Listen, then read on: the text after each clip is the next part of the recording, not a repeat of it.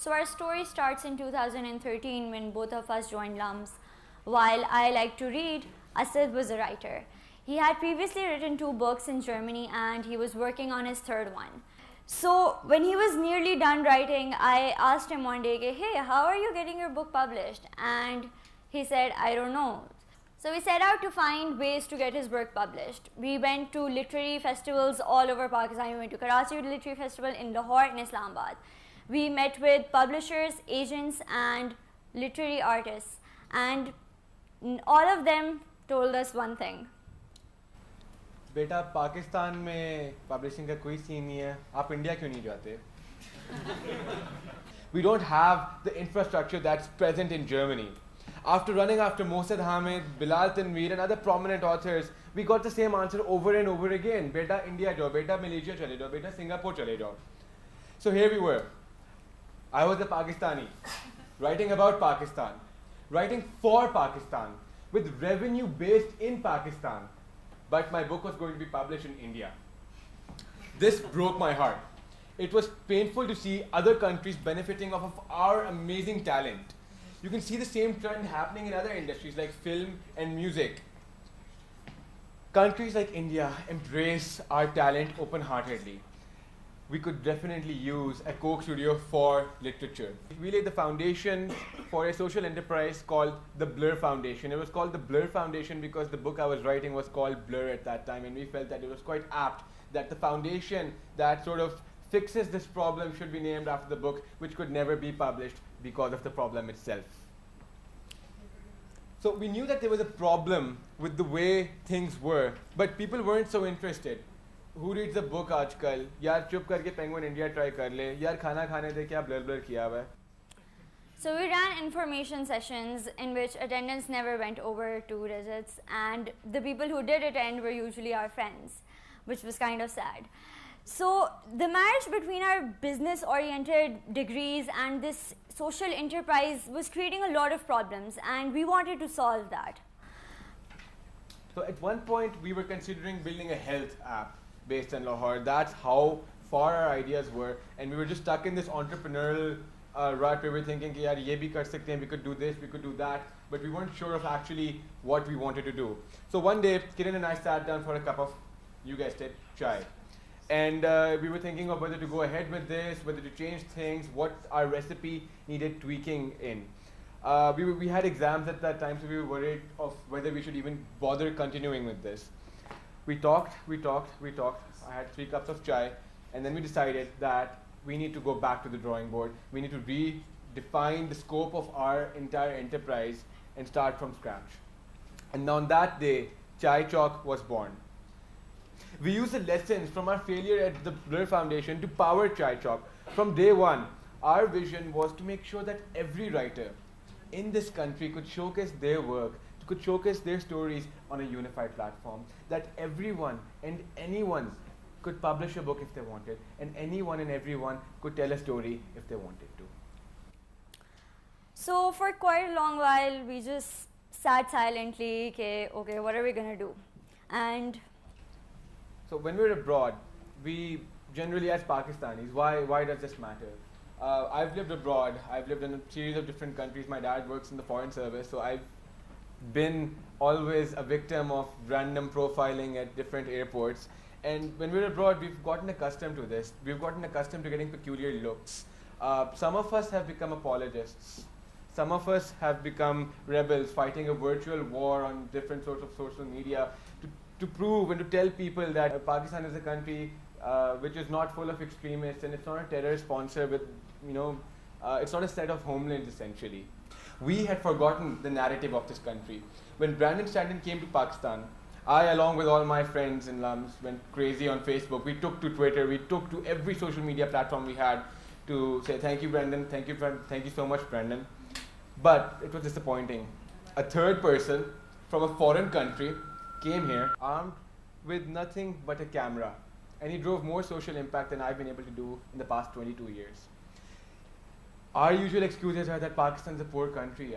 We don't have resources. We are very, very mismanaged. We don't have the correct personnel for these things. Institutes like PIAS, institutes like LUMS, events such as these all stand as testaments to the invalidity of that statement. Those excuses cannot have any merit if we are doing things like this. We have the resources to drive such social impact. Chai Chak does not want to take the apologist road. Chai Chak does not want to be on the forefront of a virtual war where we try to tell the rest of the world that, you know, this is not the set of homeland. We want to strike the perfect balance by showing the rest of the world rather than just telling them, oh, we can do this. But how do we show them rather than just telling them? We show them by telling our story. Right now, we only have a handful of writers in this country which show the real Pakistan. Why is that? Well, because it's very difficult for writers to actually approach these big publishers, and it's easy for Mohsen Hamid to come up to me, an aspiring writer, and tell me, "Ke beta, Pakistan mein na publish karo, bahar chale jao." Not everybody has the resources to go to India and to talk to these publishers, and not everybody has these contacts.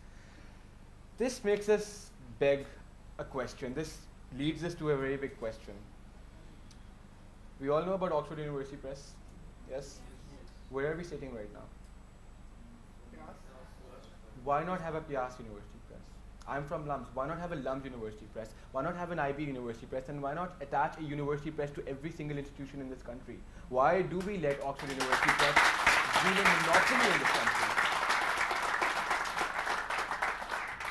We need a publishing house which publishes English, and it publishes Urdu, and it publishes Pashto, Sindhi, Balochi, and every single dialect that exists in this country. We need a publishing house which publishes every language and doesn't force our literature into the Western canon. We did our homework and realized that a publishing firm is required. So we'll be talking about 3 initiatives that we would like to set up. So it's sort of like stairs, so 1 step, 2 step, 3 step, publishing house. So 3 initiatives. I'll be talking about the first initiative, and that's the web experience. What is the web experience? The web experience is essentially us building a home for Chai Chalk. Now, I'm not very good at coding. I really don't know much about computers. I'm quite self-taught, and so I kind of break things and then try to fix them together again. So when we started with the web version, it was just Kiran and I, and we sat down and we had 2 laptops and we started working on the website. We spent day and night, and then I'd break something, and then I'd call my computer science major friends, "Yaar, please aake theek kar do," and then they'd fix it, and then I'd break it again. And we built everything bit by bit. The website went live in October of 2015 with a few pieces of fiction, and which were contributed by our friends, to be honest. I wrote a few of them. There were 15 pieces. To compromise for the small initial offering as far as pieces are concerned, we launched a campaign. The campaign was called Profile for Peace, and it was just spreading a universal message of peace and coexistence, and it was a response to similar sentiments from the Indian side. We went to sleep, tired beyond recognition, and we'd been checking our Facebook metrics that, we should have at least 100 likes by morning. That was the goal. I'm a deep sleeper, but when I woke up, I had north of 100 missed calls from Kiran. CNN had already called for an interview. We were already featured on a dozen media platforms, and our Facebook post reach had just crossed 1 million.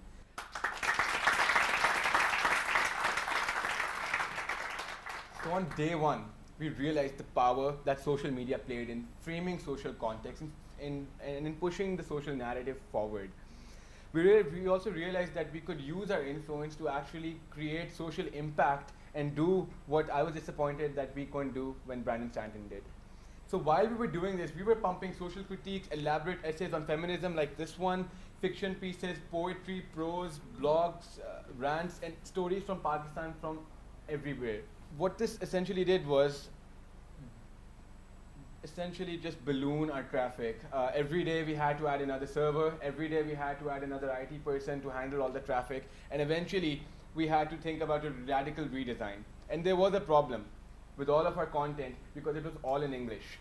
Given the state of our literacy rates in this country, you'd think that Urdu would attract a larger number of people. The problem we had with Urdu was that if you go to Jung, how many of you visit Jung regularly? A few people. The Urdu on Jung we thought was just, it just didn't look good. It was a weird hybrid of a Farsi and Arabic script, And after doing some research, we found out that Urdu doesn't exist on the internet. So we built Urdu for the internet. We deployed our own code and made sure it did justice to the beautiful language that it is, and made sure that we were happy with it before we went live with our content. And this is the redesigned website with our Urdu logo and the Urdu script, which is actually dynamic. So every time Google crawls our website, a little bit of more Urdu exists on the internet. With hundreds of pieces, hundreds of thousands of readers, and the web version autonomously operating, we took everything we learned and moved to the next project. This initiative had been marked complete, and we were one step closer to our publishing house. So the next project was a bold one. We wanted to connect real people to tangible literature in a more tangible sense. So it was to have commercial events.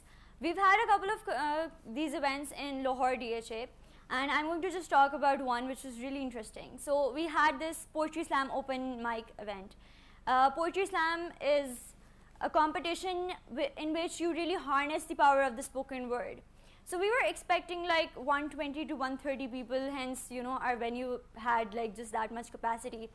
But when we showed up, there were over 200 people over there, and people from all walks of life. So we had girls as young as 11 years old with pieces of poetry written, and uncles and aunties as old as 70 years old. And they were all excited, and they all wanted to perform over there. And that showed us that it's not that people aren't interested, it's just that there aren't enough events or there aren't enough engagements happening for them. So this is how we wanted to incorporate literature in a more tangible sense. Other than that, we also have workshops. So we go to different schools, say Beacon House, Newlands, etc., etc. And we have fiction writing workshops, academic writing workshops, workshops involving us teaching them. So it's student-student relationship.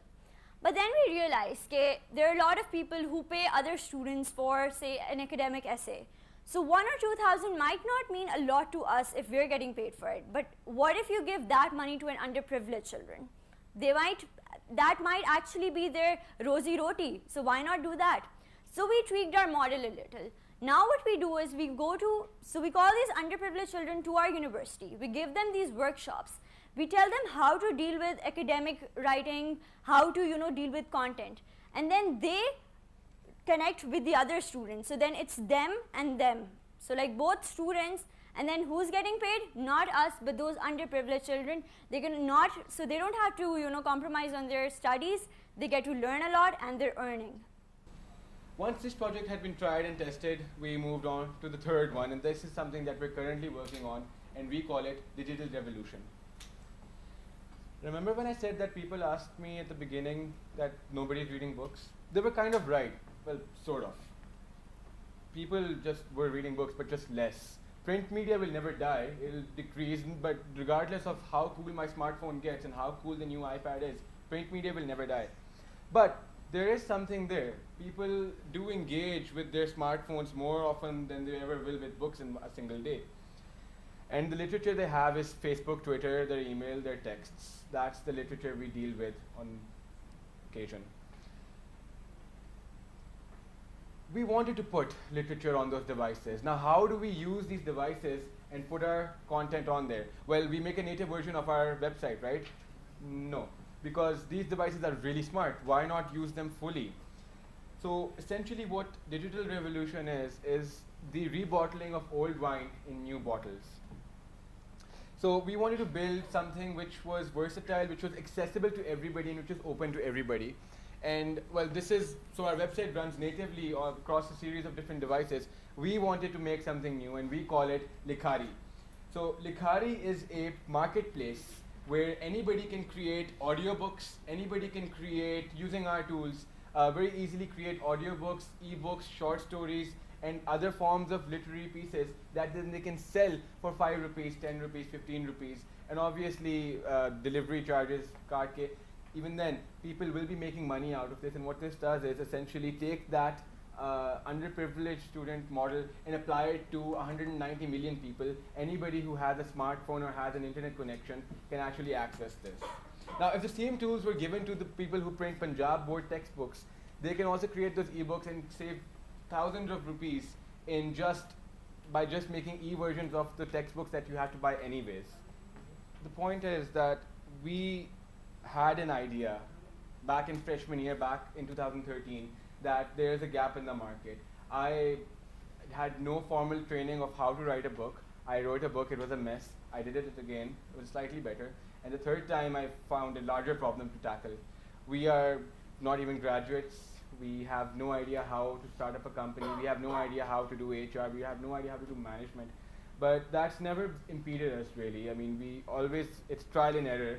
Whenever we have a problem that we encounter, we just go back and try to learn from that problem. And Chai Talk is very much about, and everything that we're trying to do is very much about challenging tomorrow. So if you have an idea, Lahore is currently the hub for startups. Everybody can now just take their idea and actually implement it and contextualize it and deploy it. Doesn't take a lot of effort. The only problem is determination.